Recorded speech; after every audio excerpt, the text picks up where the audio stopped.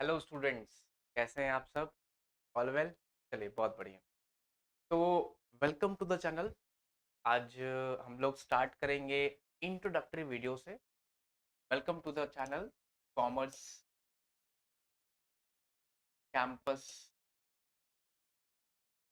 Academy.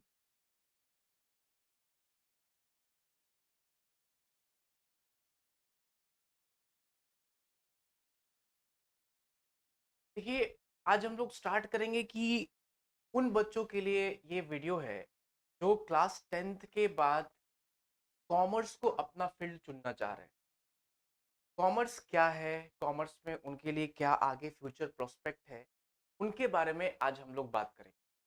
तो सबसे पहले एक बात समझने का प्रयास करते हैं कि हमारा क्लास 10th क्लास 10th के एग्जामिनेशन के बाद हमारे पास तीन ऑप्शन निकल करके आता है। ये तीन ऑप्शन निकल करके आता है कि या तो हम लोग साइंस ले सकते हैं, नहीं तो हम लोग आर्ट्स ले सकते हैं, और नहीं तो हम लोग कॉमर्स ले सकते हैं। तो अभी हम लोग बात करेंगे कॉमर्स की। स्पेसिफिकली हम लोग बात करेंगे उन बच्चों के लिए जिन्होंने कॉमर्स को ऑप्ट किया है। तो ये कॉमर्स है क्या, और कॉमर्स में होता क्या है, किस चीज की पढ़ाई पढ़ाई जाती है, कितना इंटरेस्टिंग है, इसके बारे में हम लोग जानने का प्रयास करें। चलिए, तो कॉमर्स की बात करते हैं।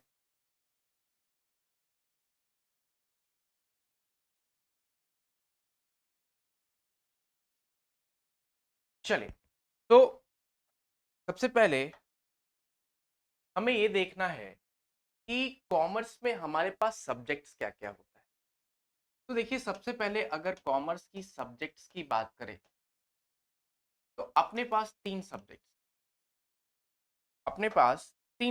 हैं। सबसे पहला सब्जेक्ट है अपने पास अकाउंटेंसी। जो दूसरा सब्जेक्ट है अपने पास, ये है बिजनेस स्टडीज। और तीसरा सब्जेक्ट जो है वो है अपने पास इकोनॉमिक्स। और जिन बच्चों को मैथ्स लेना होता है वो मैथ्स लेते हैं, और एक तो लैंग्वेज पेपर में उनका इंग्लिश तो होता ही। ठीक है, अगर आप सीबीएसई से हैं, और अगर स्टेट बोर्ड से है तो आपका इंग्लिश या हिंदी जो भी आप लेना चाहो वो ले। अब देखिए, सबसे पहले बात की जाती है कि इन तीनों जो मेन सब्जेक्ट्स है कॉमर्स का, अकाउंटेंसी, बीएसटी और इकोनॉमिक्स, इसमें पढ़ाया क्या जाता है, होता क्या है, इसको समझेंगे। देखिए, सबसे पहले तो सबसे बड़ा फैसिनेशन जो आता है बच्चों के दिमाग में, ये आता है कि कॉमर्स मतलब बिजनेस। बिजनेस के बारे में हम लोग कॉमर्स में पढ़ते हैं। दे आर एब्सोल्युटली राइट, वो बिल्कुल सही है कि कॉमर्स में बिजनेस के बारे में ही हम लोग को पढ़ाया जाता है। अब स्पेसिफिकली बिजनेस में फिर पढ़ने की क्या जरूरत है, और क्या बिजनेस में ये तीनों सब्जेक्ट का क्या इंपॉर्टेंस है, इसको समझने का हम लोग अभी प्रयास करेंगे कि एक्चुअली उनको समझ में आए जो कॉमर्स में अभी नए नए आ रहे हैं। तो एक बहुत ही बेहतर उदाहरण लेने का प्रयास कर रहा हूँ। एक एक प्रैक्टिकल एग्जांपल लूं। फॉर एग्जांपल आपने मैं एक उदाहरण लेता हूं कि आप फॉर एग्जांपल कोई भी है, मिस्टर एक्स है, वाई है, जेड है। एक छोटा सा एग्जांपल लिया है ना। ये ये मैंने फोटो बना दिया जैसे तैसे। चलिए, ये फॉर एग्जांपल मिस्टर एक्स है। ठीक है ना, ये मिस्टर एक्स है। और ये मिस्टर एक्स क्या करना चाह रहे हैं, ये मिस्टर एक्स बिजनेस स्टार्ट करना चाह रहे हैं। ठीक है, ये मिस्टर एक्स बिजनेस स्टार्ट करना चाह रहे हैं। ये बिजनेस स्टार्ट करना चाह रहे हैं मोमोज का। ठीक है ना, मोमो शॉप ये खोलना चाह रहे हैं, momo shop and cafe. Momo shop and cafe, he wants to start momo shop and cafe. अब देखिए, एक बात समझिए, इस शॉप को खोलने के लिए डेफिनेटली उनके पास कहीं ना कहीं कुछ कैपिटल की रिक्वायरमेंट पड़ेगी। कैपिटल सर, क्या बोल रहे हैं सर? कैपिटल सर, पूंजी पूंजी। मतलब इनको बिजनेस स्टार्ट करने के लिए जिस पैसे का रिक्वायरमेंट होता है, हम उसे बोलते हैं कैपिटल। क्या बोलते हैं? कैपिटल। मतलब बिजनेस को स्टार्ट करने के लिए जो पैसा रिक्वायर्ड होता है, जिस पैसे की आवश्यकता पड़ती है, हम उन्हें क्या बोलते हैं? कैपिटल बोलते हैं। मतलब क्या बोलते हैं? पूंजी बोलते हैं हिंदी में। तो कैपिटल, सपोज करिए इस बिजनेस को स्टार्ट करने के लिए मिस्टर एक्स को चाहिए 1 लाख रुपए की पूंजी चाहिए, ठीक है ना। हालांकि ये बहुत कम है, बट ऐसा मान लिया जाए कि इनका 1 लाख रुपए में बिजनेस स्टार्ट हो जाएगा, ये छोटा मोटा दुकान खोल सकते हैं। तो हम इस अमाउंट को जो है, इस अमाउंट को बोल रहे हैं, 1 लाख के अमाउंट को हम कैपिटल बोल रहे हैं, पूंजी बोल रहे हैं। अब देखिए, फॉर एग्जाम्पल ये मोमो शॉप खोलने के लिए इनको कई सारी चीजों की आवश्यकता पड़ेगी बच्चों। ठीक है, क्या क्या पड़ेगी देखना दोस्तों, क्या क्या आवश्यकता इनको पड़ सकती है, मतलब इनको क्या क्या एक्सपेंडिचर पड़ेगा। भैया इनको यूटेंसिल्स खरीदना पड़ेगा, है ना, क्या खरीदना पड़ेगा इनको, यूटेंसिल्स खरीदना पड़ सकता है, बर्तन खरीदना पड़ सकता है, इनको मोमो बनाने का रॉ मटेरियल्स खरीदना पड़ेगा, है कि नहीं। इनको मोमो बनाने का रॉ मटेरियल्स खरीदना पड़ेगा। हो सकता है कि ये अपने यहाँ जो है वो एम्प्लॉय भी रखे। तो देखिए ऐसे करते करते हो सकता है कि ये मार्केट गए और इनको यूटेंसिल्स जो है वो 20,000 का पड़ा, ठीक है ना। इनको रॉ मटेरियल्स 30,000 का पड़ा, ठीक है ना। और इनको एम्प्लॉय का एक्सपेंस हर महीने का 10K पर मंथ पड़ रहा है। अब मुझे बताओ, इन्होंने दुकान खोला, ये इनका स्टार्टिंग का एक्सपेंसेस पड़ रहा है। अब इन्होंने दुकान खोला, इनकी दुकान चलने लग गई। अब इनकी दुकान में तकरीबन 100 कस्टमर्स आने लग गए। ये मतलब मोहल्ला का सबसे अच्छा मोमो बना रहे हैं भैया। ये मोहल्ला में इन्होंने स्टडी किया था बिजनेस को स्टार्ट करने से पहले कि भैया यहाँ पे अगर कुछ अलग करना है तभी काम चलने वाला है। तो अलग कैसे किया जा सकता है बच्चों। तो इन्होंने क्या सोचा कि मैं मोमो के साथ साथ ना कॉफी भी डालूंगा और कॉफी भी बेचूंगा। तो ये इन्होंने ऐसा कैफेटेरिया बनाया कि बच्चों को काफी पसंद आया और इनके यहाँ जो है पहले दिन से ही भीड़ लग गई। अब देखो एक बात समझना, इन्होंने मोमो जो है वो इनका मोमो शॉप अच्छे से चल रहा है, इनके यहाँ तकरीबन 100 कस्टमर्स आ रहे हैं। व्हाट आई मीन टू से, इनका बिजनेस चल रहा है, इनका जो जिन्होंने स्टार्ट किया था वो चल रहा है। तो इनके यहाँ तकरीबन 100 कस्टमर्स आ रहे हैं। अब मुझे बताओ बच्चों कि क्या 100 कस्टमर्स जितने पैसे का वो आइटम्स ऑर्डर कर रहे हैं, क्या मिस्टर एक्स का दिमाग उतना इंटेलिजेंट है कि क्या वो सारी चीजें अपने दिमाग में याद रख सकते हैं क्या। नहीं, मुझे तो नहीं लगता कि इतना कोई भी इंटेलिजेंट हो और उसके दुकान पे 100 कस्टमर पहुंच जाए और किसने कितना एग्जैक्टली खाया, क्या हम उसको याद रख सकते हैं, नहीं याद रख सकते। तो मतलब ये बच्चों, ये कि भैया हमें जितने कस्टमर्स आ रहे हैं उन सबके मतलब उन सबका जितना का वो ऑर्डर कर रहे हैं सबको हम लोग एक जगह कहीं ना कहीं लिखना पड़ेगा। मतलब ये कि जो हमारा ऐसा लिखते हैं, जो हमारा इनकम आ रहा है ना, जो हमारा क्या आ रहा है, जो हमारा इनकम आ रहा है, ठीक है ना। तो हमें उस इनकम को बच्चों, हमको उस इनकम को रिकॉर्ड करना पड़ेगा, कहीं ना कहीं लिखना पड़ेगा। आप कभी देखते हो, आपने कभी मॉल गया होगा तो आपने देखा होगा कि भैया वहां पे आप कुछ भी खरीदते हो तो आपको एक बिल दी जाती है बकायदा, कि भैया उनको भी याद रहे कि हमने कितना का सामान बेचा। और बिजनेस करने का मोटिव भी क्या है, मोटिव भी क्या है, ये कभी सोचो, मैं अभी बताऊंगा। तो देखो बिजनेस करने का जो मोटिव है ना, वो एक ही मोटिव है, एक ही मोटिव है, हमेशा ध्यान रखना कॉमर्स के फील्ड में। और उस मोटिव को, उस एलिमेंट को अपन लोग बोलते हैं profit. A profit is like an oxygen for the business. जैसे कि एक व्यक्ति को चलने के लिए हवा की आवश्यकता पड़ती है, वैसे ही एक बिजनेस को चलने के लिए प्रॉफिट की जरूरत पड़ती है। प्रॉफिट को सरल भाषा में अगर बोले तो कैसे बोल सकते हैं, देखिए आप ऐसा समझो अभी फिलहाल कि अगर कोई भी सामान आप 100 में खरीद रहे हो, है ना, और उसको 110 में आपने बेच दिया, तो आपने क्या कमाया, 10 का मार्जिन कमाया, दैट इज द प्रॉफिट। मतलब आप जितना में जो चीज खरीदो उससे अधिक में बेचो, दैट इज द प्रॉफिट।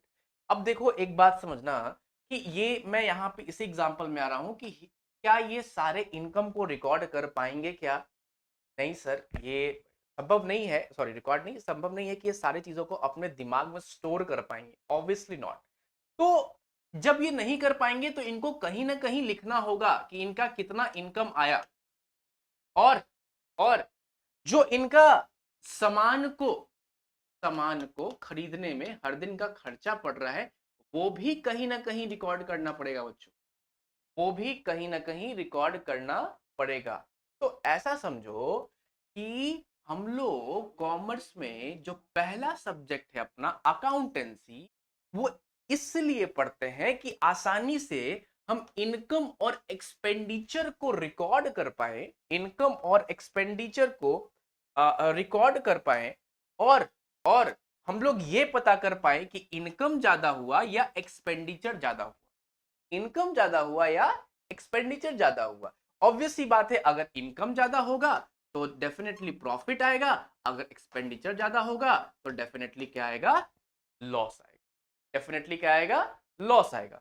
तो पहला सब्जेक्ट जो कॉमर्स का है बच्चों, पहला सब्जेक्ट जो है फ्रेंड्स, पहला सब्जेक्ट वो हम लोग इसलिए पढ़ते हैं कि बिजनेस के इनकम और एक्सपेंडिचर को आसानी से रिकॉर्ड कर पाए और साल के अंत में ये बता पाए कि ये जो मिस्टर एक्स है उन्होंने साल के अंत में क्या अर्न किया, क्या ये प्रॉफिट में गए, क्या ये लॉस में गए। We can easily ascertain that. तो पहला सब्जेक्ट जो है अकाउंटेंसी पढ़ने का मोटिव यही है कि हम लोग इजिली बता पाए रिकॉर्ड करके कि भैया इनको प्रॉफिट हुआ या लॉस हुआ। तो कॉमर्स का जो पहला सब्जेक्ट है वो हमने आपको बताया कि क्यों पढ़ते हैं, क्या होता है। ठीक है, किसी भी सब्जेक्ट को पढ़ने से पहले उसका रीजन समझना बहुत जरूरी है। आप कोई भी सब्जेक्ट पढ़ो लेकिन सबसे पहले वो पढ़ते क्यों है ये समझो, उसका प्रैक्टिकल यूज क्या है। और कॉमर्स का तो बहुत प्रैक्टिकल यूज है। वो आप बिजनेस में जो है वो कॉमर्स पढ़ते हो तो आप प्रैक्टिकली उसको इस्तेमाल कर सकते हो। दूसरा सब्जेक्ट जो अपना आता है वो आता है बिजनेस स्टडीज। देखिए बिजनेस स्टडीज में क्या है कि अब फॉर एग्जांपल इन्हें मोमो शॉप खोलना है तो डेफिनेटली इनको देखना पड़ेगा कि भैया बाकी लोग जो है वो अगर मोमो शॉप चला रहे हैं तो वो लोगों से, बाकियों से कैसे अलग हो पाए, वो किस प्रकार से अपने बिजनेस को आगे बढ़ाएं और बाकियों से कैसे वो अपने बिजनेस को अलग कर पाए। तो इसके लिए उनको बिजनेस की स्टडी करनी पड़ेगी, इन्वायरमेंट आसपास के माहौल का स्टडी करना पड़ेगा कि भैया बाकी लोग क्या बेच रहे हैं और मुझे क्या बेचना है। मैं अपने बिजनेस को कैसे स्टार्ट करूं, एक मालिक हूं या दो मालिक के साथ स्टार्ट करूं। तो इन चीजों को थियोरेटिकल एस्पेक्ट में, मतलब बिजनेस को कैसे चलाया जाए, कैसे अफेक्टिवली बिजनेस को प्रॉफिटेबिलिटी में चलाया जाए, ये सारी की सारी चीजें हम लोग बिजनेस स्टडीज में पढ़ते हैं। किसमें पढ़ते हैं, बिजनेस स्टडीज में पढ़ते हैं कि बिजनेस को चलाने का क्या तरीका हो सकता है, कैसे टाटा, कैसे अंबानी, कैसे अडानी अपने बिजनेसेस को चलाते हैं, कौन से बिहेवियर, कौन से प्रिंसिपल्स को फॉलो करते हैं, ये हम लोग बिजनेस स्टडीज में पढ़ते हैं। और तीसरा सब्जेक्ट जो है ये बहुत ही इंपॉर्टेंट है, इसका भी थोड़ा सा मैं रिकैप दे रहा हूं ताकि आप लोग को थोड़ा सा समझ में आए।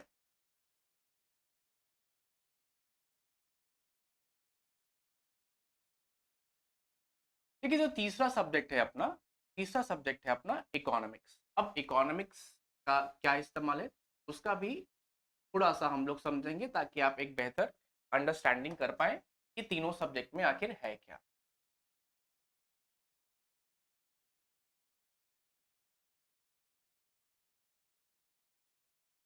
चलिए, सो नाउ इकोनॉमिक्स।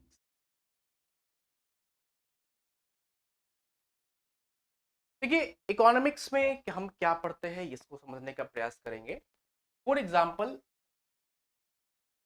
के एक फोटो बनाते हैं, ठीक है, जस्ट ट्राइंग टू मेक। चलिए ये फॉर एग्जाम्पल इसका नाम क्या रख दूं, इसका नाम रख देता हूँ रणवीर। ठीक है, ये रणवीर है। ठीक है, अब जो है वो रणवीर का फॉर एग्जाम्पल देखो, रणवीर का जो है वो बर्थडे, क्या है जी, रणवीर का बर्थडे। ठीक है, तो बर्थडे के लिए सारे लोग एक्साइटेड होते हैं, ये भी एक्साइटेड है। ये इसने अपने पापा से मांगा, पापा 1000 रुपए दीजिए, बर्थडे सेलिब्रेट करना है, 1000 रुपए दीजिए, बर्थडे सेलिब्रेट करना है। तो इसको पापा से इसको मिला 1000 रुपए। इसके तीन दोस्त हैं, ठीक है, एक का नाम है साकेत, ठीक है, दूसरे का नाम है रवि और तीसरे का नाम है सुधांशु। ठीक है ना। अब इनके बीच में डिस्कशन होता है कि बर्थडे कैसे मनाया जाएगा। तो साकेत बोलता है कि चलो चलते हैं, हम लोग रेस्टोरेंट चलते हैं, वहीं पे क्या करेंगे, पार्टी शार्टी करेंगे, पार्टी एंजॉय करेंगे। रवि क्या बोलता है, नहीं रेस्टोरेंट नहीं चलना, चलना है सलमान की मूवी लगी है, लोग वहां मूवी एंजॉय करेंगे। और तीसरा ऑप्शन जो सुधांशु है वो थोड़ा सा अलग है, ये बोलता है कि चल भाई वाटर पार्क में हम लोग चलते हैं। अब एक बात बताओ, क्या 1,000 रुपए में जो रणवीर है, क्या तीनों जगह जा सकता है क्या? सोचो, क्या 1,000 रुपए में रणवीर तीनों जगह जा सकता है क्या? ऑब्वियसली नहीं जा सकता। तो एक बात तो हमें साफ समझ में आता है, क्या समझ में आता है यहां से, कि हमारे पास जो रिसोर्सेज होता है, मतलब क्या, हमारे पास जो पैसा है, हमारे पास जो रिसोर्सेज है, वो क्या है? रिसोर्सेज क्या है अपने पास? लिमिटेड है। क्या है? लिमिटेड है रिसोर्स, है ना? 1,000 रुपया ही है। दूसरा प्रॉब्लम ये है कि इसी रिसोर्स का एक से अधिक इस्तेमाल भी है, मतलब कि resources have alternative, resources have alternative uses. 1,000 रुपए को रेस्टोरेंट में भी इस्तेमाल कर सकते हो, मूवी के लिए भी जा सकते हो, और वाटर पार्क के लिए भी जा सकते हो। और तीसरा जो प्रॉब्लम कहो या एक स्पेसिफिकेशन बोलो, ये है कि जो इंसान की इच्छाएं होती हैं, जिसको वांट्स बोलते हैं, वो क्या होती हैं? अनलिमिटेड ही होती है। मतलब ह्यूमन वांट्स आर अनलिमिटेड। अब बताओ, रणवीर जब तीनों जगह नहीं जा सकता है, तो उसको तो एक जगह ही चुनना पड़ेगा। और ये प्रॉब्लम हर कोई फेस करता है, क्योंकि हर एक व्यक्ति के पास, तुम किसी भी देश में रहो, किसी भी प्रदेश में रहो, तुम एक बात हमेशा फेस करोगे कि तुम्हारे पास रिसोर्सेज लिमिटेड, जो जितना में है उसके पास रिसोर्सेज लिमिटेड। तो हर एक इंडिविजुअल के पास एक प्रॉब्लम आता है, और उस प्रॉब्लम को हम लोग बोलते हैं प्रॉब्लम ऑफ चॉइस। क्या बोलते हैं? Problem of choice. मतलब किस ऑप्शन को चुना जाए, किस ऑप्शन को चुना जाए। तो रणवीर बताइए, रणवीर से अगर पूछा जाए तो कौन सा ऑप्शन को वो चुनेगा? ऑब्वियस सी बात है, जो उसको अच्छा लगेगा, जो इसमें उसको मजा आएगा, वो उसी ऑप्शन को चुनेगा। तो फॉर एग्जाम्पल, इसको ऐसा लगा कि भाई, हम मेरी सलमान की मूवी आई है, इसका सलमान खान एकदम जो है वो अच्छा वाला एक्टर है, इसका पसंदीदा एक्टर है, तो ये जो है, ये सलमान की जो है वो मूवी देखना पसंद, तो इसने मूवी को चुना। तो मूवी को क्यों चुना उसने? क्योंकि उसको मूवी 1,000 रुपए खर्च करने के बाद सबसे ज्यादा सेटिस्फैक्शन दे रहा है। सबसे ज्यादा क्या दे रहा है? सेटिस्फैक्शन दे रहा है। मतलब सबसे ज्यादा मजा उसको किसमें आया? मूवी में ही आया, 1,000 रुपए खर्च करने के बाद। तो इसका मतलब यह है कि, इसका मतलब यह है कि इंसान के जीवन में ऐसा कई सारा इंस्टेंसेस आता है, जहां उसके पास कई सारी परिस्थिति आती है, जहां उसके पास उसका रिसोर्सेज लिमिटेड है, पैसा 1,000 रुपया ही है, लेकिन उसका इस्तेमाल बहुत सारा है, उसका इस्तेमाल बहुत सारा है।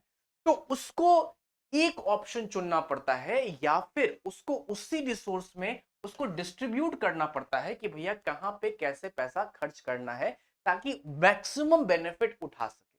तो इकोनॉमिक्स पढ़ने का मोटिव यही है कि हम लोग बेस्ट ऑप्शन को चूज कर सके, ऐसे ऑप्शन को चूज करें जो इंसान को मैक्सिमम बेनिफिट दे रहा है।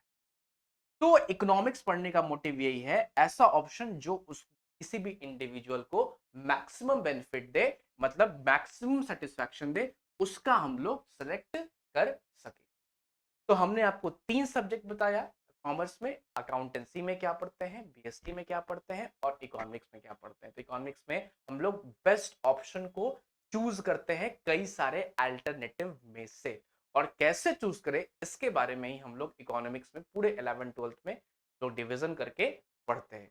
तो ये था एक बेसिक इंट्रोडक्शन वीडियो, जो कि आप लोग ये देख पाएंगे, नए बच्चे ये देख पाएंगे कि आखिर तीनों सब्जेक्ट्स में पढ़ना क्या होता है। ओके, तब तक के लिए बाय एंड गुड डे।